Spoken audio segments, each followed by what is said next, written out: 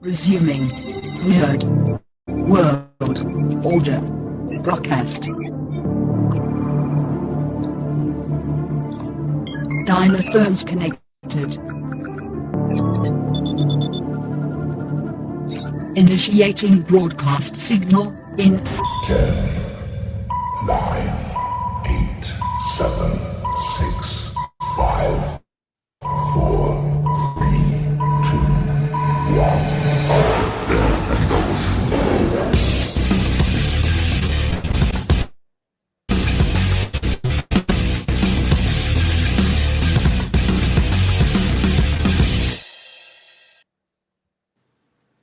Ladies, gentlemen, and knights of the Nerd World Order, this is the Nerd World Order broadcast. I am the man that you call Dukes, and to my right, it's all about the...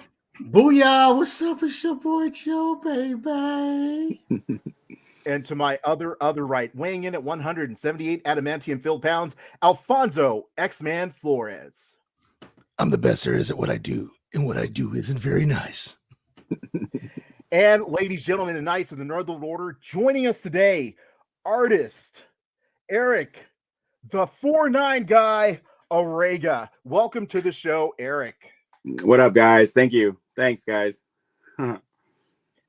Thank you very much for joining us, Erik. And this is a episode of the Nerd World Order broadcast. We are going to be having a conversation with Erik regarding him as well as his art. Also, the group that he runs, San Diego Comic-Con, which I personally have gotten a lot of information on. I have not missed a few deadlines due to everything that Erik and the group does. So thank you very much for that, Erik.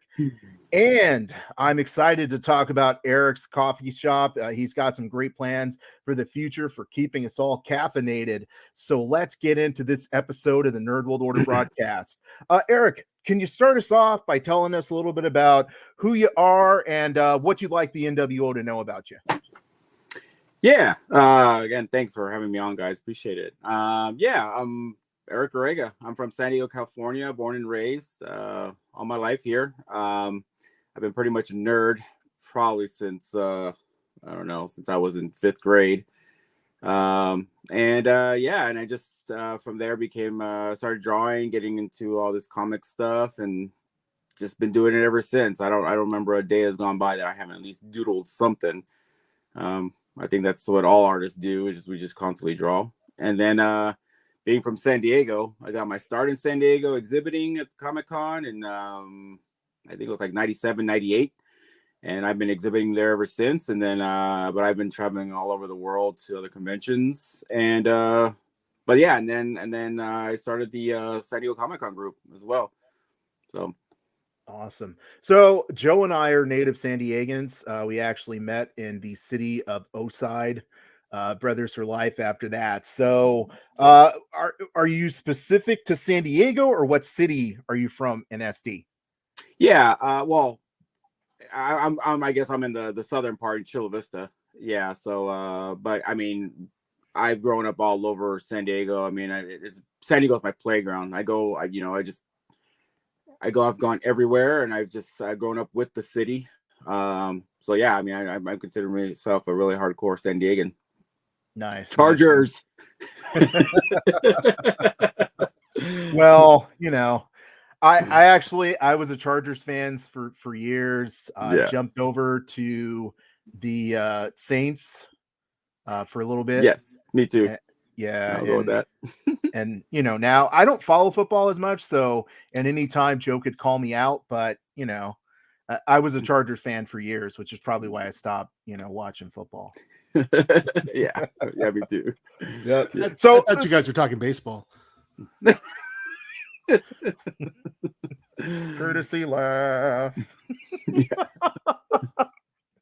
Let's see here. What got you interested initially in nerd culture?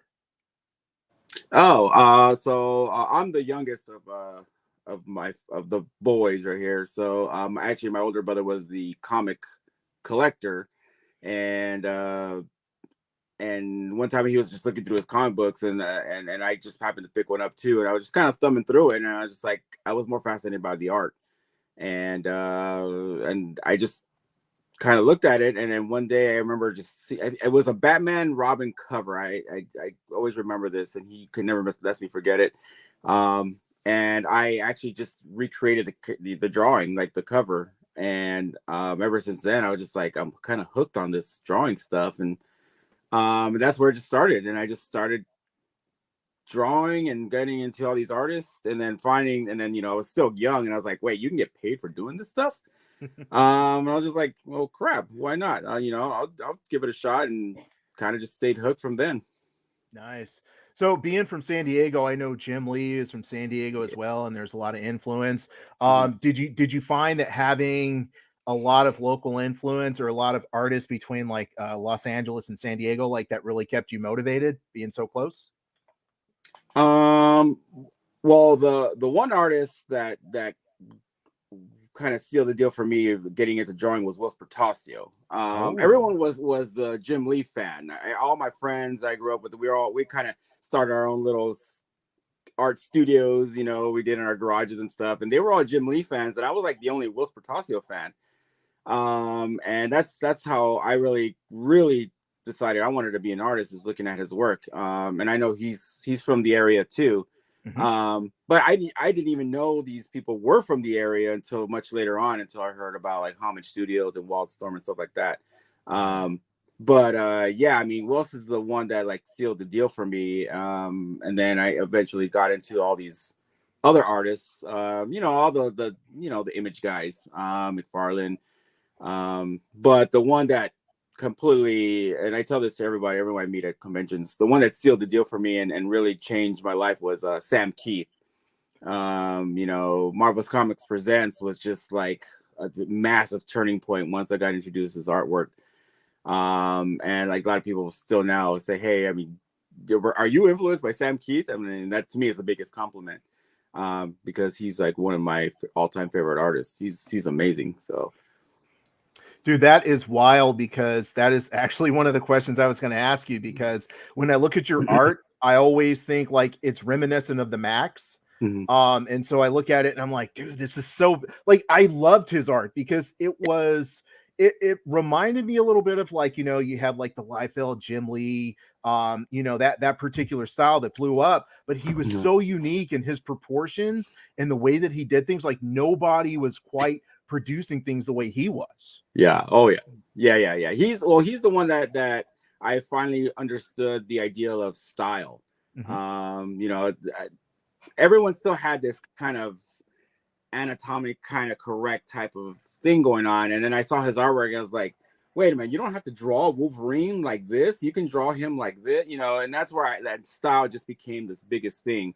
And then when he drew Cyber and Venom and things like, and then even like his versions of Ghost Rider and Cable, I mean, that stuff was just, I couldn't, like, my little brain couldn't just take it in. It was just like studying all these little details he would put in there.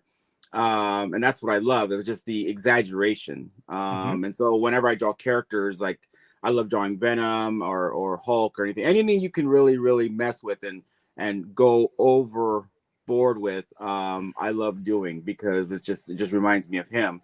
And earlier in my days, I was known as drawing Ninja Turtles like 24/7. So I got to draw them in a certain style, and people were like, wow. And this is when Turtles was actually becoming a new version, but they're like, wow, you're keeping the old Kevin Eastman style, but you have this really crazy gritty look that you're adding to it. And that's what I love. I love just doing that type of stuff and adding like this really hardcore dark flavor to anything that seemed childish or anything. Yeah. That's what I love most of all, just doing anything. Awesome. Hey, Eric, have you ever showed any of your drawings to Sam? Yes, actually. He's only been to San Diego a handful of times, and one of the times I was exhibiting, but I knew he was going to be there, and I just like, you know what, I'm leaving my booth just to go see this guy. I mean, he's here, he's my idol. And I dropped off one of my sketchbooks to him, and he thumbed through it, and he was, and there was a Max piece in there, and he was just like, and all he says is, wow, this is awesome, this is very cool. And that was pretty much it. that was literally it. But yeah, I mean, just the idea of him saying like, hey, wow, this is great artwork was enough for me. So Right, just to acknowledge it. One of my favorites is the same, but there's Willis Pistachio because he created one of my favorite characters, which is Bishop. yes, And he was pretty cool. All three of us, I think, have met him at I can't remember which con it was. yeah, Was it WonderCon? Maybe I can't remember. But he had a picture of Bishop and he signed it for me, and it was pretty cool. Yeah, Wells is really. I've met him a few times too. I actually know his brother-in-law, and I think he's kind of snuck in some of my artwork to him. Nice. Yeah. Actually, the guy I know is actually the guy that Dozer is based off of from Wetworks. Yeah. So and he's always bugging me. Hey, I want you to draw Dozer. I need to see you draw the version. But yeah, I would know. Wills is awesome. Wills is really, really great, and he's such a cool guy. Yeah, he's pretty cool. You know who isn't cool? Peter David. He's a punk. I've heard a few stories. Any way I can throw that guy in there if we're talking about artists and creators, and he's a punk. Yeah.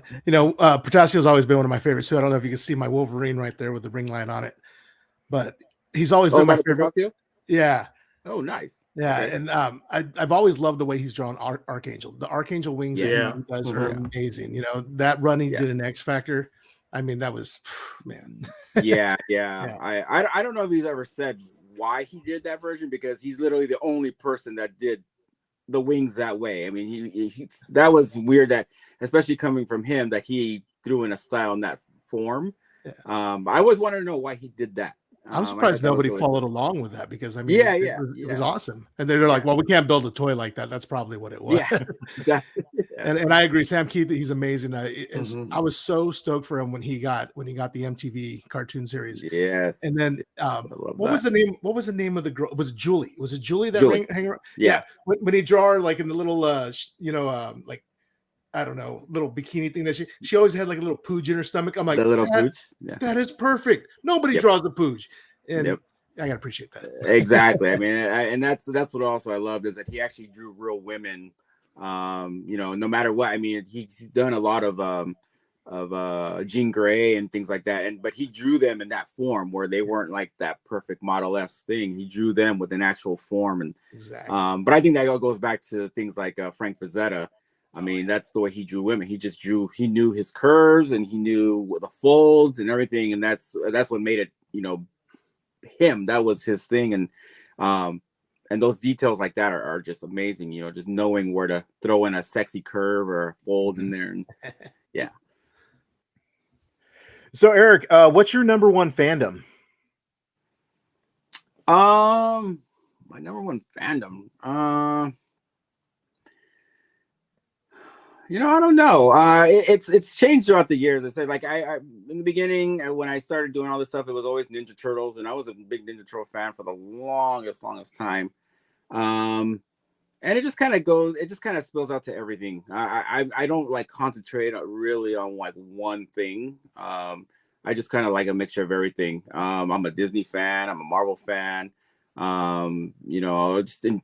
It's just everything. I don't really like focus on certain things in general. It's always it's everything's nerd to me. So as long as it really speaks to me as a nerd style, and I connect with it. Okay. But yeah, overall, I don't have like a specific thing that I always gravitate to or anything like that. Gotcha. Well, I know you have spent some time at Disneyland. I see when you post on Disneyland and stuff. So I'm going to throw it out there, man. What is your favorite ride at both California Adventure and Disneyland? What's your favorite ride? My favorite. Well, I think. Well, I can't. I mean, I have to go with the classic. It's just the Haunted Mansion. I think the Haunted Mansion is like just, and then especially when they turn it into the Nightmare Before Christmas thing, because that in itself has a big connection with me and my wife. I don't have it on right now, but one of our wedding rings or wedding bands are Nightmare Before Christmas band. So, so it just that is just something we always just treasure very dearly.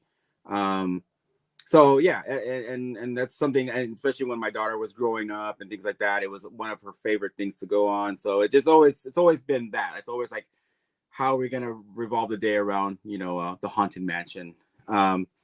I gotta say though that of course like Rise is an amazing ride. I mean it's great. It's new, but it's definitely changed the way rides are done now.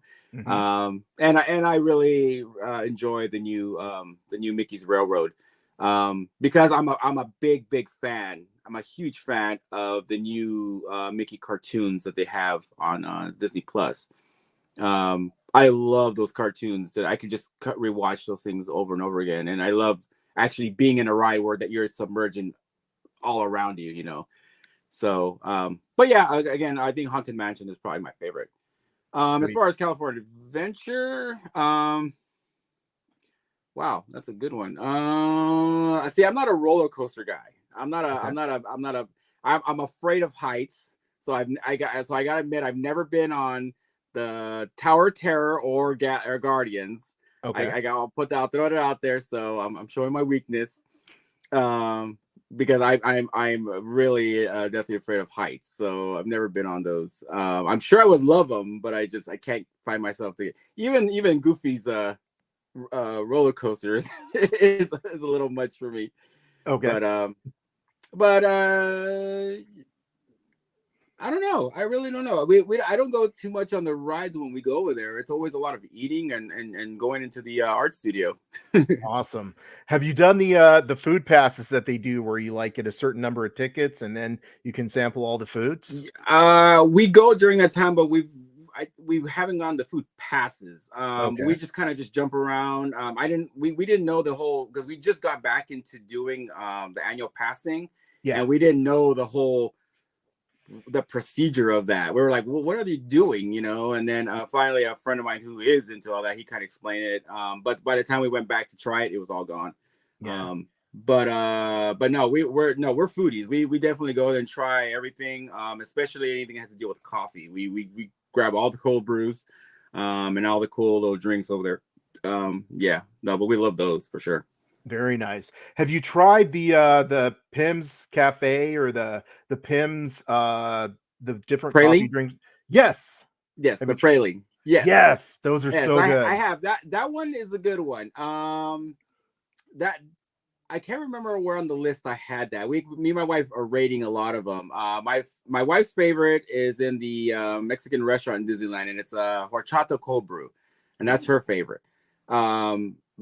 Mine, it kind of jumps around, but that one was, I think, like third or fourth on my list. I can't. The one that was the best, I don't think is there anymore. I think it was there like during the winter time. But that one was okay. That way, there's a lot of sweetness that's going in that one. I just tried the s'mores one that they have, and that one fails as a s'mores drink, but it's definitely a good drink if you need something sweet. Wow. I didn't hear about that one. I'll have to check it out. Yeah. Let's see here. So, by the way, Tower of Terror, don't even bother, man. I go on that ride and I scream my head off, and I'm not even faking it. That ride is terrifying, man. Just terrifying. The feeling of falling is real on that ride. Don't even bother, man. I can't do it. My daughter always tries to get me on, and I can't do it. I look up and I'm already scared, and I just can't do it. That ride is glorious. Gloriously I've scary. Heard, but I just can't come to myself to. And someone knocks me out and puts me on there, and without me knowing, I'm never gonna be able to get on that. You should at least go through the line and pay attention to everything on the walls and everything, because it actually tells a story. Yes, and I've heard that plenty of times. She's even said, "Just come with us in the line, and then just get off. Just move on. Don't get on the ride. Just move on." She's said that many times. So I think I'm gonna have to do that next time I go. Definitely, yeah, for sure. Yeah. Looks like Amanda's jumping on live saying she's so glad that we're back. And Eric, she loves your art. She's doing the happy dance, whatever that is. Yeah. So thanks for joining, Amanda. Thanks for jumping on. Thanks, Amanda. I appreciate it. Thank you. Thanks. Yeah. That's awesome. Thank you. So let's see here, Eric. So what's your favorite comic book overall all time? There so many. I mean, that's just like asking again. I'm sure you can ask it later, but it's like asking your favorite movie. I mean, by this time, there's just so many. I mean, got to go with The Dark Knight Returns. I mean, original Frank Miller, Watchmen. I mean, the original, the Max. I mean, for me, I think the Max is still one of the most original characters out there, and I think he's so underrated. Yeah. What else? You know, I'm a big. I enjoy Spawn. I think Spawn has been pretty cool. Now, right? Like, I don't. At this moment now, I don't collect comic books anymore, only because I get so caught up of making my own things. I just don't have time to read anymore and doing other things. But yeah, it's pretty much any book I grew up with. But I would say, you know, like, can't beat The Dark Knight Returns. It's still one, or Watchmen. I mean, I think it's a tie between those two, because I mean, how well written those things are, it's just incredible. And I mean, you can literally debate those books for hours and hours and just talk about every single thing about it. And that's just like the writing part. You know, when I get with my artist friends, you know, we go through those and pick apart and how do you do this and this whole thing. And so yeah, I mean, I think those are the top two overall. Yeah, I think those are some of the, like, but again, the Max is probably one of my favorite characters in general, just because of how original he is. As far as the Dark Knight and both Watchmen go, they both ultimately got, I'll say, comic book sequels. So Watchmen got prequels, you know, to sort of get backstories, things of that nature. And, you know, ultimately the television show, which was just amazing. Yes. It's like that was sort of a sequel as well. But then we also have like Dark Knight Returns. I think they're up to 3 at this point. They're all written by Frank Miller. What's your thought on really good books having sequels or follow-ups?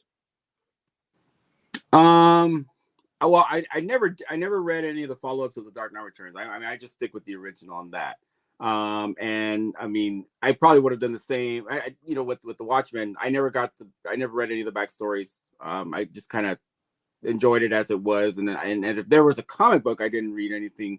I wouldn't have read anything of the sequel. I just kind of watched the show just because it was there, and you know, I know everyone else was going to talk about it, so I just, like, me and my wife decided to watch the show, which I loved. I think that was probably one of the most really written shows ever. And I mean, I guess it depends. It really depends on. I mean, we don't need sequels. We don't need prequels. We really don't need any of it. I mean, it's always, I love when most stories are just kind of left to just like, okay, what do you think? And you kind of, that's where we have all these big discussions, and, you know, we get all nerd-like and attack each other with these things. But you know, if it's done right, like just like the Watchmen series, the TV series was done, I mean, I don't mind it. I never see any need for them though, but I'm glad they did the show and did it correctly, and really put some love into it.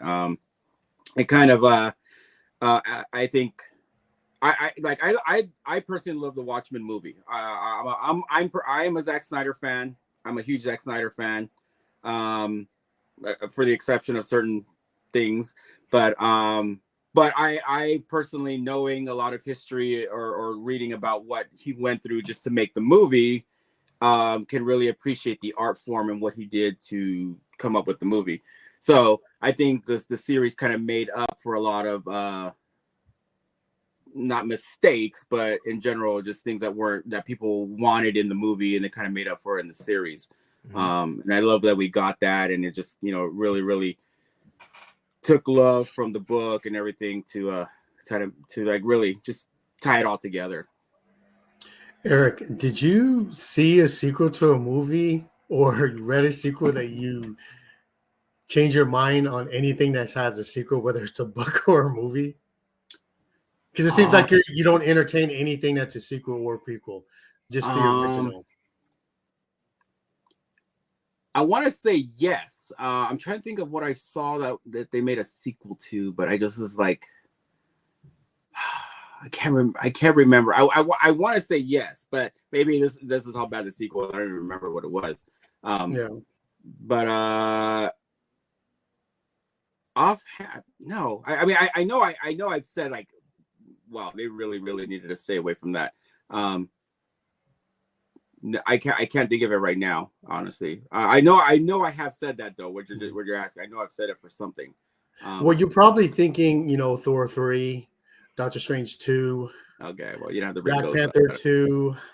You know, that's probably leaving your bad taste like it does everybody else. Yeah. Thor 3, I'm not even sure it can be considered a Marvel movie at this point. And then, Doctor Strange Multiverse was personally one of my bigger disappointments, for sure. What they're doing over there, I just don't get. But I mean, hey, I guess they're making their money. Yeah. Yeah. However, I am hearing really good things about the Flash movie, Flashpoint. Yeah. So Almost saw it last night. Almost got a free screening, and we got cut. We were I think the 30th in line, and they cut us off. Ooh, So they got filled up. They gave us extra passes because there's another screening happening next week. So we're hopefully gonna see that next week early. Very nice. Nice. Yeah. Same spot? No, it's gonna be in Plaza Bonita. Oh, okay. Awesome. Yeah.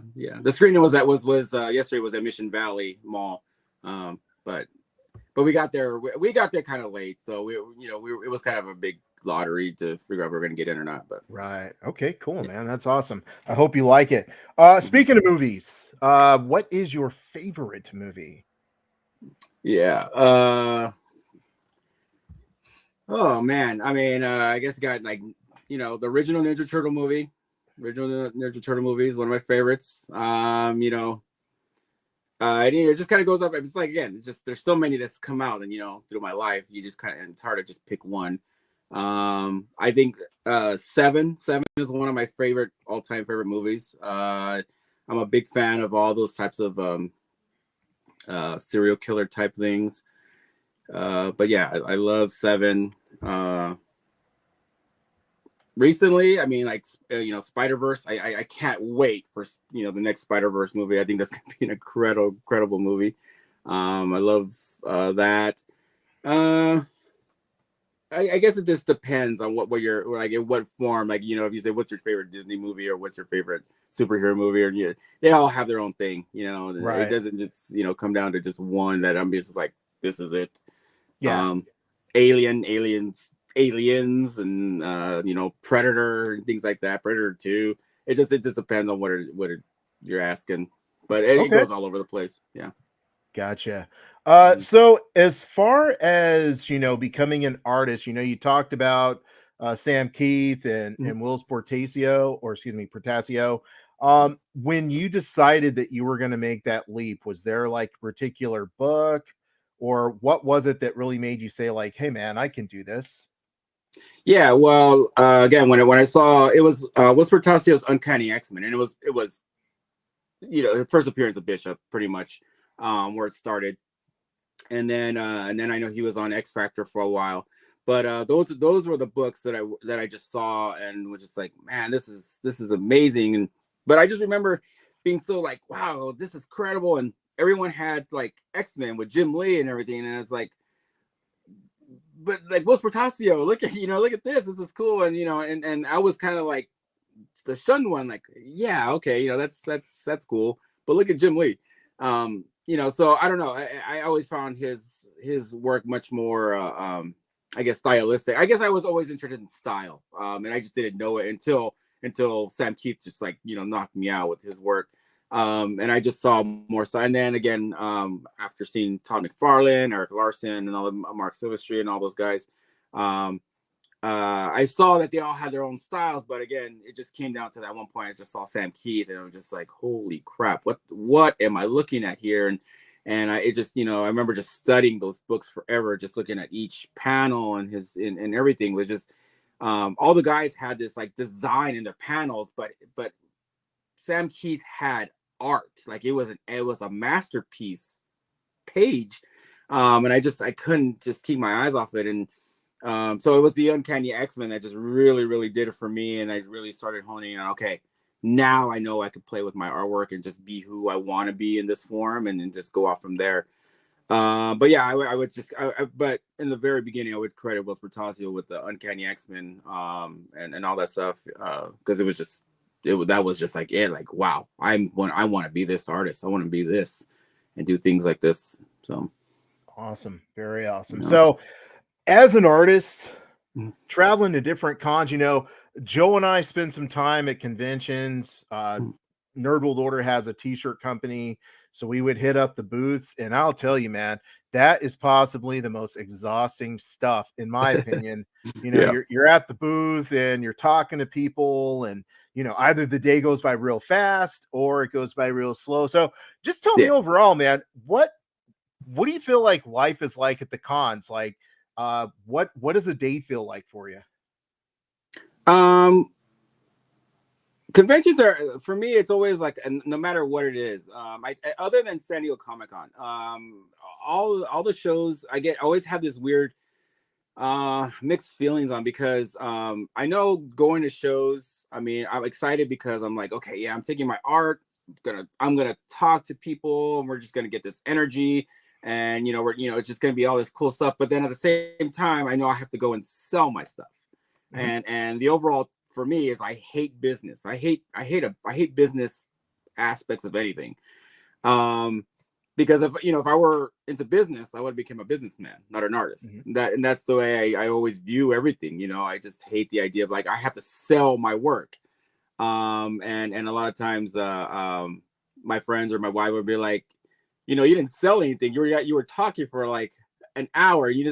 It's like, yeah, because I'm not trying to sell anything. I just people have stopped to notice my artwork, and I'm glad they did, and and I appreciate it. If they want to buy it, they'll buy it. But I just hate that the next step of like, okay, well, you want to buy this, and hey, check, I hate that pressure of being that business person. It's actually what turns me off if I walk around in Artist Alley and the first thing are like, hey, this is it. My book is blah blah blah. But I hate that. That's so that'll turn me away right away, and I'll go to the next person who's not trying to sell me something, and I'll end up talking to them, because that's just because if the art is speaking to me, it'll speak to me. I'm not trying to sell you my art. I want you to appreciate what it is, and then we can go from there.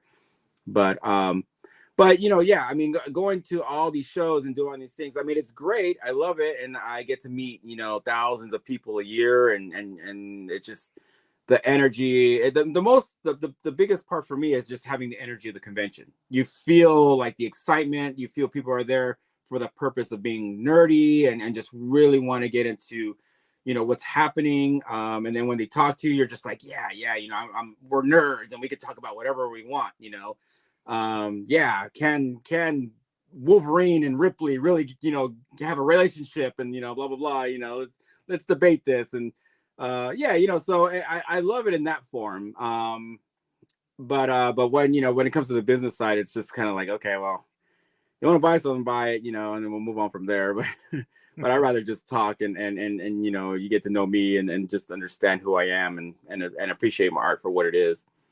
Yeah, it's interesting because if I know an artist or if I've gone to their booth multiple times, I actually try to stay away from them, because I feel like if I go over and I start talking to you about like our favorite show or a movie we watched, or even if it's just like, hey, how's your day going, man?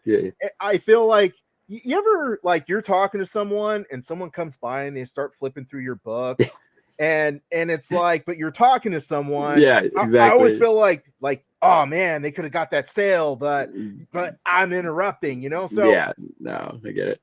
Yeah, it's like a delicate dance, when you know artists and guys at the booth, and you want to be supportive, but at the same time, you don't want to interfere with, like you said, it's for that period of time, it's your art, but it's your business, Yeah. And I get that all the time. It's there's always 50 of those moments every time I go to a show, and when for me personally, when it comes to me, I personally rather keep talking. I in that type of example, I just say, hey, if you have any questions, just let me know. I'm always available, and turn back and start my conversation. It's never like, okay, hey, that's $5 for $20, blah blah blah, and this whole thing, just leave the money and you can run. No, I rather let the person know that I'm available, but I'm there for a whole reason of the how do you say, like the appreciation of knowing that we're all there for a reason. You know, convention. I say like this: conventions for me is like Superman in the sun. It helps me get my energy back. It helps me, you know, feel like, okay, I am doing this for a purpose. I'm not just coming to the show and people are just kind of like, you know, not ignoring. It helps me, you know, build up my confidence and the inspiration to go back home and start working more and do more artwork. I see it in that form because I just build off of all that positive energy that happens at shows. Well, what I found tough is like when me and Alan, to this point, we walk by and we look at artists. It's kind of like everybody in the comic world, everybody's a rapper. And so you got all these rappers that are going, hey, check out my tape, dude. Listen to my tape, dude. You're going to like it. What kind of music you listen to? What kind of this? The ones that me and Alan find ourselves gravitating to is the art. So if we walk over, we see something dope. I mean, there's quite a few times I'm like, Alan, check out this art, bro. This art's pretty sick. And we walk over there and we look. If we walk over there and look, we're already going to buy something. Because that's why we don't just stop to look and then walk away. Yeah. When you start talking and you're like, come on, bro, like, you know, I don't, like, to your point, I don't need it. Hey, this is for $5, for $3, for $2. Yeah. You know, like you like how you want to get to know people and you talk to them and you feel off the energy. If we were looking through your stuff and you say, yeah, this is because of this and this character does this, now you're piquing my interest even more, because if it's something very interesting, you're going to get two things. Myself or Alan are going to buy something, or be like this. Hey, yo, Eric, you want to hop on the podcast and talk about what you created? You know, so there's two different ways we go and look at it. So not only are we trying to support an artist or a creator, both ways through financial, you know, investing in their product, but also having them come on our product as well. So it benefits all of us. Yeah, no, I totally agree. You know, and a lot of times actually, I find myself actually pulling people in because I'll notice, you know, I don't know if it's a cosplayer or even simply like someone's wearing a cool shirt, and I'll just be like, oh man, you know, I love your shirt. That's awesome. You know, it'll have like a you know, a certain artist on there, and you know, and then from there we just have this whole conversation, you know, and we just talk, and I'll be like, oh, you know, I've been here. Let me see what you have, and I'm, you know, and lots of times it's like, no, don't worry about that. You know, I mean, if you want to look, you know, feel free, but you know, it wasn't. I'm not trying to sell you anything. I'm here because, you know, I appreciate you coming to a convention, hanging out with all of us, and you know, we just can talk. And you know, and most of the time, when if you come to my booth or anything, you'll rarely actually, you know, hear me actually force the sale or anything, or like, you know, if you want to know, I can say it really quick what the prices are, but you know, don't feel obligated. You know, you have to buy something, and I think I know people need that. I know, especially if they're coming from, like, you know, to San Diego Comic-Con, it's expensive and they need to make those sales, and it has to happen. I get it in that form, but sometimes, you know, just the over, like, okay, so are you gonna buy something? Did you want, you know, that's the media, like, okay, well, I'm good, you know, thanks, you know, I'll follow you on Instagram or whatever, and then you just kind of walk away and things like that. But yeah, you know, again, for me, I try not to focus on it too hard, because I think it'll frustrate me more if there isn't a sale. But at least I got the satisfaction of actually having a conversation and nerding out with somebody. So speaking of San Diego Comic-Con, which you know, we've all mentioned quite a few times, and I would say that for a while it's been like the ultimate destination for all nerds to you know, make San Diego Comic-Con, and you have an amazing group where you keep us all in the loop. And I'm just going to tell you, man, thank you so much for putting the group together, man, because I mean, there's been a lot of times, like, for instance, I was waiting for my my pro verification, and these guys can tell you I was freaking out, dude, like big time, because I'm like, dude, they said it was going to be on this date, and they haven't said anything, and I emailed them 3 times, and then you sent out an email and you're like, hey, everybody, start checking your email, because if you're waiting for your pro badges, you know, they're going to send you those verifications here pretty soon. So, you know, thanks, man, so much for putting that together. Yeah, of course. Yeah. It actually was. I think the last one. What I got a memory, and I think it was when I started. I think it started in 2014. I think that's when it started. And it only had like 50 members at the time. But I had started because I was constantly in my when Messenger was just started coming out during Facebook. I was getting flooded with people like from like May to July. How do I go to Comic-Con? And I was just like, dang, like I was answering all these messages, and I was just like, I'm getting tired of answering these things. So that's why I said, I'm just gonna start a group. I'm just gonna start a group just to get you the idea of what you need to do. I'm tired of answering these things for you. And then that's just how it started. I just there was a couple, like I think it started with like 50 members, and it kind of stayed very low for a couple of years. Like I think for like 3 years, it already had only gone up to like maybe 400 members. But I remember one year I got, and my Facebook was just like lit up with like these notifications. Like, what happened? Like, what did I do or something wrong? And I went, and literally I think a few thousand people had joined. And I was like, wow, what happened? Like, what did something did San Diego Comic-Con say something or what? And and it just started going from there. And then I would, like, from that point, I was just getting requests, and it just kept going through and through and through. And as more people started to get in there and who actually know San Diego Comic-Con, they started actually helping out and answering people's questions. I wasn't like no longer even doing the work anymore. And but yeah, and then it just started growing and getting bigger. And I was just like, wow, right now I think we're at 34,000 people in the group.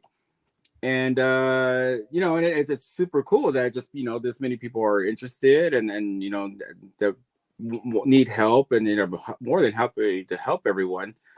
Because my thing, and this is a really big thing with me, is I always tell people, people, if you want to go to San Diego Comic-Con, you should really be able to experience at least once. Always. And I've gone, and for me personally, it's usually people who are international, who are outside the country, and I've helped quite a few people from the UK, Africa. I know it's not international, but in Puerto Rico and things like that.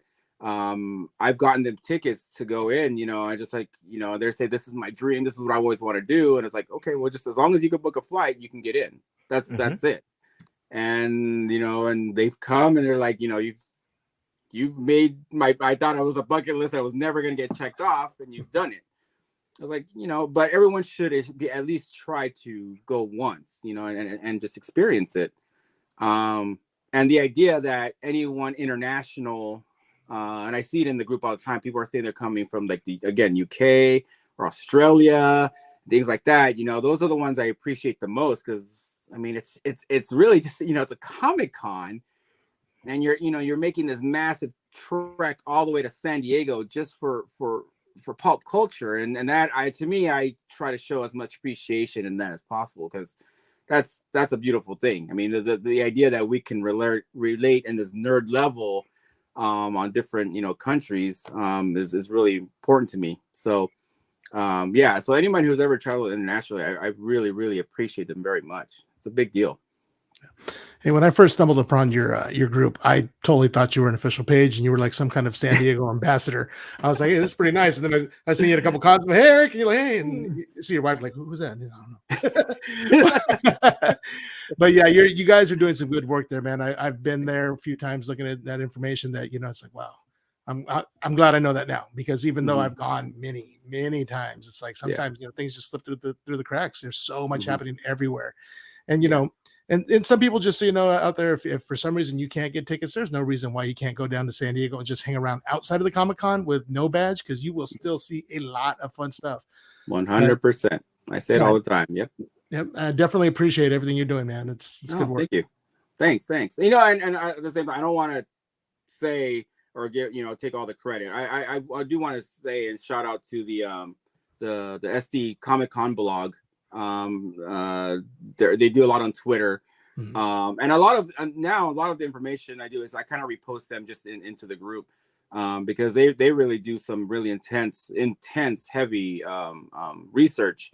So I just, they do it, and I just, repost it into the group now, and let them get the views and everything. But for me, it's all the same. It's just like whatever makes people's experience as stress-free as possible. I know that's kind of hard, but whatever it makes them feel relaxed and not have knowledge when they're there, no matter if it's from my group or their page or whatever. That's the goal. And again, that's what is the unofficial SDCC blog group. They deserve a lot of credit as well, because they do a lot of research. And again, I just kind of use their information, just post it into the group. Yeah. So, but again, that's the whole reason. After it became just like, okay, well, here's the information. Okay, well, now that you have the information, let me tell you how to make it as stress-free as possible now. Like once you're here, because that's a whole other level of being here. That's what you want, and not getting lost.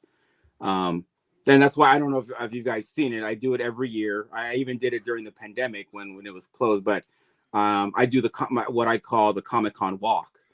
And I actually go live the week of Comic-Con. It's usually on the Monday, and I walk all of downtown San Diego. I go up and down the streets. Wow.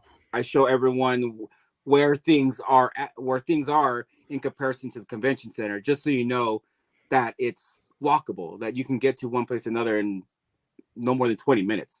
Nice. And so I and I clock in, I think 20,000 steps during that time. But then I do that every year. It's just now my tradition to do it. And again, I did it during when Comic-Con wasn't even during COVID. But I still had to do it because it was just, I wanted people to see what San Diego downtown is like. And that you should feel comfortable. It's not as crazy and stress as some people make it. You can walk from one place to another and you'll be fine. So yeah, and I plan on doing it again this year. That was in my notes right here to thank you for 2020's commentary. It's like everybody was missing it so much, and everybody was so secluded at home and just hating life, right? And you brought us a piece of happiness that even though nothing was going on, it was nice to see that warm, comforting San Diego Convention Center. Yeah, no, I get the memories on that. I remember very emotional time. A lot of crying behind the scenes. I'm not gonna lie, because it was because Comic-Con is my time. It's my time. Even my wife and my family know that Comic-Con week is my New Year's. Like I really consider it my New Year's. Nice. Once that's done, then I work for the whole, it's a whole new thing. And it means a lot to me. And overall, San Diego is my passion. Just my city. I love my city. And so knowing during that time that a lot of people were going to get hurt and affected financially by not having a show that year, it was killing me. And knowing that I know all cities were affected, but it was just hurt that my city was going to be really hurt during that time, and people were going to lose their jobs, and people were sick, and I always really try to focus on San Diego in general, and really push a lot of things so people can know how amazing San Diego is. It's interesting because as far as San Diego Comic-Con goes, for me, I wouldn't call it like my time, but as far as bonding with people and making relationships with people, that's always been my thing. Like I started going to Comic-Con in the early 80s. My dad took me to my first Comic-Con back when it was at the Concourse. And that's probably one of my biggest memories, was like, damn, Dad took off a day from work to take me to this nerd thing. And like, he handed me like $40 and said, "Have at it, kid." And I was like, "Oh, wow. $40. Yeah, only the most money I ever had in my life." Right. And then, like Joe and I had so many cons together, and like Alfonso like recently got to do like cons with us. And and for me, just that emotion that you get being inside the con, it's just like it can't be replaced for me. Nope. But I 100%. was wondering, like, I remember Con and the Concourse. I remember when Marvel and DC were like the big thing, and then the Movio Studios came along, and now they're migrating away. What do you see as the biggest change in SDCC since you've started, really monitoring how it's been going? So my first year was 91, and 91 was the first year it's in the current convention. And it was just A through C. That's all it was, and they were still working on the rest, D through H. The biggest change is the I don't want to say it negatively. How can I put a good spin on it? Screw it. It's the lack of appreciation for artists. I think is the biggest thing. And of course Hollywood has taken over. And even now Hollywood is getting kind of screwed over, and it's more of the streaming services that are actually beating the movies now. And that's what I see moving forward, is that I think the streaming services are gonna top out movie studios in general. Even though they say, oh, this is Warner Brothers, but HBO Max is the one who's holding them. So you're gonna hear about or what I think they launched today, Max. You're going to hear more about Max, and you could see the new blah blah blah movie, even though it was done by Warner Brothers. So who cares, as long as it's on Max. So I think what we're going to starting now, especially after the pandemic, it's all going to be about streaming services. So I think even like Hollywood is getting, or big movie studios are going to get beat out by the streaming services. Now how it moves forward because of the writer strikes and all that stuff, we'll see. But I think it's just the overall lack of art appreciation and the idea to focus on artists, because it's all the beginning. Like, well, I mean, you can't have Spider-Man without a creator, and the creator needed an artist. Then everything, like so, and then it only became a movie because of these guys. So I wish there would be more focus, especially at San Diego Comic-Con, for artists. I wish there was a much more larger group, especially like the Artist Alley, how it's shrunk so much over the years. And I'm hoping they get some love back for knowing that some certain studios and companies aren't coming back to Comic-Con this year. Hopefully they can make up for more artists in that form. But yeah, I think it's just more the lack of artists that's really been the big shift. And you hear it all the time, like, yo, we gotta go and support the artists, support the indies and stuff like that. But are people really doing that, and are people really listening? And I think that needs to be a big focus, and not only just at San Diego Comic-Con, at any convention, that you go straight to small press, or independent corner, whatever, or Artist Alley, and and appreciate the artists and writers who are making all these things. Yeah, I totally agree with your point. That's the one thing that me and Alan's always discussing. As good as Comic-Con is, it's lost its mystique about it, to where we find that in smaller cons. So when we go to like Ontario Comic-Con or even WonderCon, because it's so smaller and it's not Hollywood driven, you're able to see more of the artists and the writers, as opposed to the actors in the Hollywood studio, whether it's streaming or movies. I don't know if you ever been to Anime Expo. No. The reason why I like Anime Expo is it's one of the biggest anime conventions. It's pretty much San Diego Comic-Con of anime. Oh, nice. Okay. And so the one thing, and Alan got to experience it last year, the one thing dope about is when it's at the LA Convention Center, at the very bottom of the floor is Artist Alley. Oh, wow. And it's packed. Wow. It is packed. Nothing but artists on the bottom. So you can walk by people that create like maybe pins, T-shirts, drawings of your anime characters. The whole bottom is that. And then you have your top floor where they, you still have some artists there, but also you get T-shirts, Funko Pops, figurines, what have you. But they dedicate the bottom floor to nothing but the artists. Yeah. And people go there and they buy it. So if you do build it and create it, they will come. And I feel that's something that San Diego has lost because they, maybe in their mind, they make more money if they have Hollywood actors come down. And, I feel like you could experience Hall H one time. I don't feel like you need to camp out 4 days to be in Hall H. It's like, I'm not knocking, a lot of people like to experience the Hall H, and that, but I feel, and I'm hoping to your point, when a lot of those companies take away from going to Comic-Con, you're going to get less of that. Yeah, exactly. Yeah. And, I mean, I don't know what really is the overall issue of not giving artists more at San Diego, because, and just like that, I mean, we don't have, or Artist Alley doesn't have to be on the main floor. At New York Comic Con, it's kind of the same thing. You have a main floor, and then underneath you have an Artist Alley, and they're kind of given their own entire room. And I mean, I don't know if it's a safety thing or fire marshal thing or whatever, or just cost thing, but at San Diego, if you go upstairs to many of the rooms, they're all vacant, and I just never understood why they couldn't just give an Artist Alley room.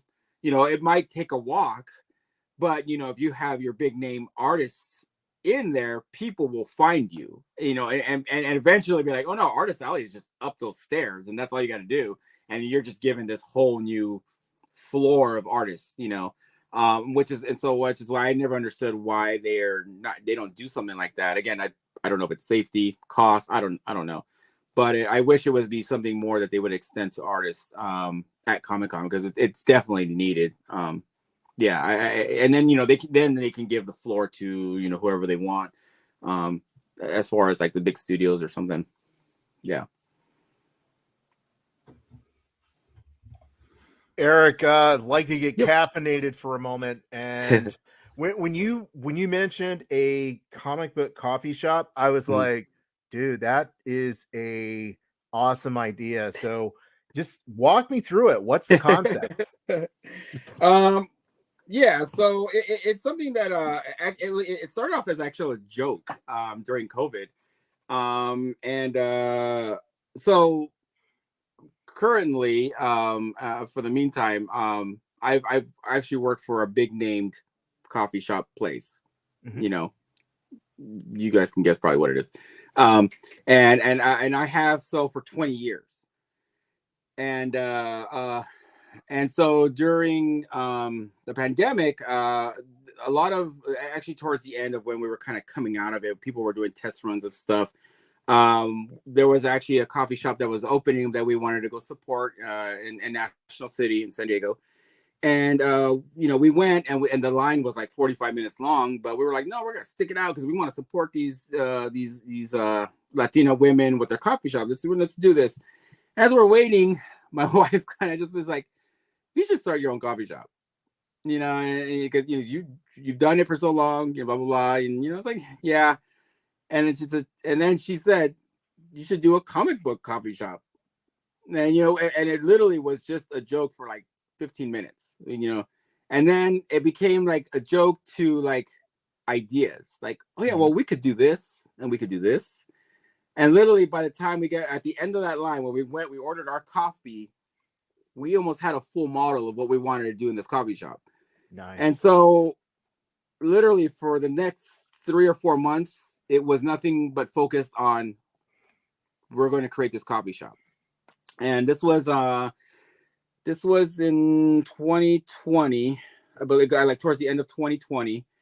And so we started thinking of just different things and coming up with some ideas. And then we started to move forward with it. Like, hey, let's do this coffee shop. Let's get a crowdfunding. Let's try to do it. And we did the crowdfunding. It didn't. Our goal was highly unrealistic, and we didn't meet it. But we learned from it. And so as we were going to try to do something more again, life happens. A lot of things happen. So we had to delay it and stop it for 2 years. And so now that we're kind of okay, we're kind of back on a track. And the beginning of this year, my wife and I was like, okay, now it's full force. Let's do this coffee shop. So so the idea and the coffee shop is called Pow Coffee Shop. And again, it's going to be a comic book themed coffee shop. And what would tell everybody, it's not confused. It's going to be a comic book store with coffee in it. No comic books are being sold. Maybe independent ones, but no, it's not a comic book store. It's going to be a comic book themed coffee shop where we're actually we've created characters for the shop in itself.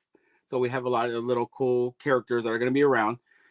And the idea is just to be a creative space to have just artists or creators or whatever come in and have a central place where people can actually come and have a drink and create, draw, do whatever they want. On Wednesdays, once you pick up your comic books, come over to the coffee shop and read your comic books, and let's nerd out and talk about it. Yeah, we really, our main thing is to focus on community, and really bring in people and show how inclusive we are. You have a safe space to be in, and you know, and just get together and nerd out. I mean, just have a fun nerd place to, you know, be. And the overall, like, what we're planning to do is when you order your coffee and how you order your coffee, it's kind of like creating your own character. You know, you give yourself a certain power or a certain ability or a certain this, and it's just you adding your cool little, you know, extra shot or a certain flavor and like. And at the end, you can even name your character, and we'll call it out. You know, Captain Doodle, you know, your drink's ready, and and that's what it'll be. But yeah, so it's gonna. We wanted to make sure that it's a very fun and creative place, fun place to be, because it doesn't seem like there's too much of that happening anymore. It's kind of like if you go to again a coffee shop or just somewhere just to hang out. It seems to have your drink, or you just go, or you kind of hang out, but there's nothing happening. We want people to enjoy their environment and have a fun place to go. And a lot of it, it's going to be very artist driven. I have a lot of artists, some big name artists who have still asked about the coffee shop. And so we want to keep that idea of like a limited edition, like like a comic book. So when we do our merchandise, say like we have a cool tumbler, and they'll draw our characters on the tumbler. We'll have a certain big name artist draw it. We'll have a full event for them. They'll be there signing the whole thing, and again, keeping to the limited edition. They say there's only 100 of this tumbler, and there's 100, and that's it. You miss out, but that's what a limited edition is. We want to keep that idea of that whole comic book feel in there. But yeah, again, and it's just a cool, fun place for people to go. And we're looking to, so the overall also big thing about it is the size. We're looking for a good size coffee shop, something a little bit bigger than your normal coffee shop because of the amount of events we're planning on holding. Because we want to have a movie night. We want to put on mini conventions, like a little just artist alley con only in the shop. So, there's just artists all over the place. Maybe, people who are just selling trinkets, whatever, things like that. Again, a lot of events is our focus, and again, just bringing community in there, but all with this cool comic book themed motif happening. And yeah, we have like tons of ideas. We have a lot of ideas that we want to do for this. Amanda says that's sounds like an awesome idea for a coffee shop. and she loves a good hangout spot, and hopefully she'll be able to visit sometime. And I have to agree, because everything that you said, like the inclusivity, that's always been a really big thing for, all three of us and everyone who's in the Nerd World Order, which is like one of the things we always said is like growing up, like people didn't think we were nerds because, oh, you don't look like a nerd. Well, bro, what does a nerd look like? Um, or like a safe space. I feel like every person should be able to, walk into, whether it be a coffee shop or a comic book shop or a bookstore, no matter where you are, you should know that you can express yourself in a way, as long as you're not offending other people. You should be able to feel safe in that space, so I'm loving everything you're saying, man. And my big thing is, and I'm going to speak on behalf of my two brothers here, let us know what we can do to support you in any way, man. Awesome. Yeah, for sure. Yeah, no, I appreciate that. Thank you.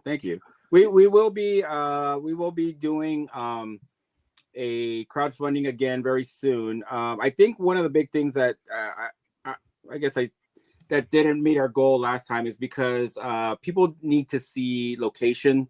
They need to see that location is there, and that we're not just talking. And so that's the focus right now. So once we lock in that location and what we're gonna do, we'll show you the ugly, beat up drunk or building that's there, and we'll say this is what we need to make into the coffee shop, help us. And then I think people will then be more on board on it and be like, oh yeah, what do we need to do to fund this? And that's I think that was our kind of mistake the first time around.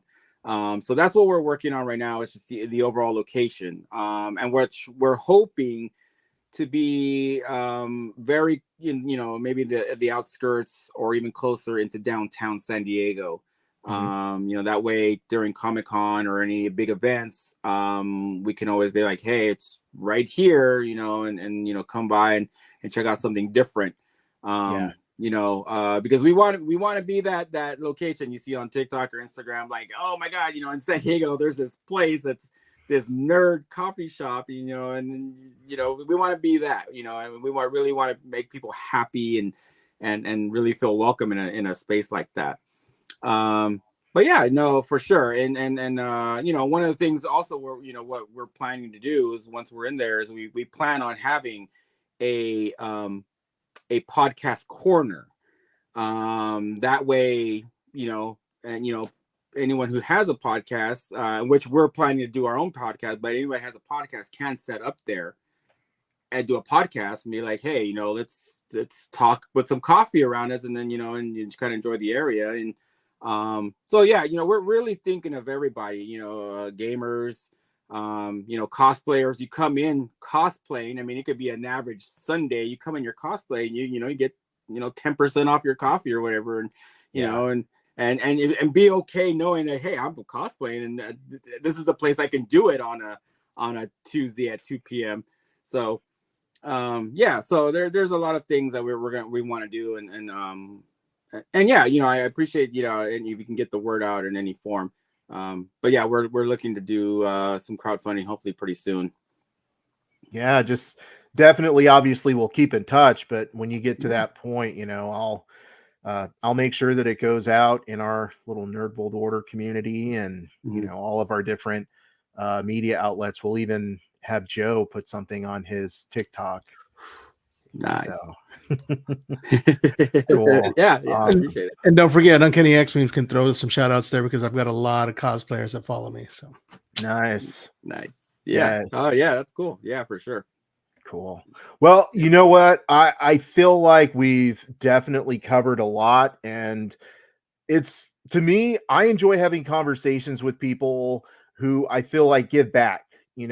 People can be successful and keep to themselves, but when you extend your hand to help other people, I feel like that's what I respect, and that's what I get excited about. And when you say that you don't like business, I'm exactly the opposite. My wife tells me all the time, she's like, dude, you can't turn everything into a business. Find something you love that you don't turn into a business. But at the same time, man, I just really love the ideas that you have, your passion for the art, and you're helping people. you know, whether it be with the SDCC group or, you know, looking at creating a place, like a physical place where people can go and be nerds and feel comfortable doing that. That's amazing, man. You know, absolutely. No, and I think it's a place that people need it for. You know, I mean, especially, you know, with young kids, they need that environment. I mean, if we're gonna keep this nerd culture going forward, you know, they need to know that they're being supported in every way. So, you know, from kids to the big kids like us, you know, it's what we need. You know, we need to know that we're all supporting each other. So. Absolutely. So, Eric, I'm going to turn it over to you. See if you have any additional things you'd like to cover. Any final thoughts, if you will? No, I mean, if you guys are going to San Diego Comic-Con this year, I'm going to be there. I will be in my same corner booth I've had for, I think, the past 15 years. E12, and I will say this, I'll also want to hear, I'm not an artist alley. I get it every year. Like, I can't find you in Artist Alley. I'm not there. I'm in the lower numbers between 600 and 700. If you need to find me, that's where I'm. And again, I'm just in this little corner area, right in one of the main aisles. So, yeah, and I will be there and hanging out. You know, so if anybody's coming to Comic-Con, feel free to hang out with me, even, you know, before, during, and after the show. There's a lot of events that are going to be happening and a lot of parties that are be going to. So, yeah, and just come by, check out. I'm doing my own books now. I'm going to premiere just a teaser of my new book that I'm doing. Yeah, but again, I just love to just hang out and talk to everybody and chat. And just, you know, if you want to know more about the coffee shop, again, please just ask me. I'm more than happy to let you know more about that in any form, if you can help or whatever. But yeah, so again, I just feel free to find me at Comic-Con this year. And that concludes this episode of the Nerd World Order broadcast. So until next time, ladies, gentlemen, and knights of the Nerd World Order, I am NWO. We are NWO. Nerds redefined. Booyah!